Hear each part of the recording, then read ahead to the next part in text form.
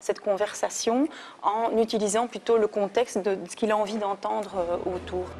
Entre rationnel et irrationnel, pour mieux comprendre nos processus de décision, des chercheurs en neurosciences nous ont proposé une petite expérience. Nos deux cobayes, Dalila et Arnaud, ont été isolés pour regarder la meilleure émission du monde, avec à leur disposition des crackers et une boisson. Bref, une certaine idée du paradis. Seule différence, à la coupure pub, on a diffusé à Arnaud des publicités pour la nourriture, contrairement à Dalila qui a regardé des publicités moins appétissantes. Le résultat, si Dalila a juste un peu picoré, le bol de crackers d'Arnaud a été vidé. Alors, qu'en disent les chercheurs ? Le principe de l'expérience ici, c'est que peu ou aucun participant n'a pris conscience du lien entre l'exposition à des publicités d'un type particulier et l'influence que ces publicités exercent sur leur comportement.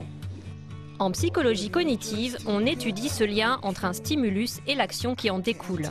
On parle d'amorçage quand un stimulus entraîne une réponse particulière, avec des situations comme celles que nous avons illustrées aujourd'hui, dans lesquelles les participants sont exposés à un stimulus conscient, donc ils voient très bien, mais ils ne se rendent pas compte du lien et de l'influence qu'exercent ces stimulations sur leur comportement ultérieur. Je pense que chaque comportement est une sorte de combinaison complexe d'influences conscientes et inconscientes. Quand je prends une décision, il y a des choses dont j'ai conscience qui motivent ma décision, mais cette décision est également influencée par toute une série de facteurs dont je n'ai pas conscience.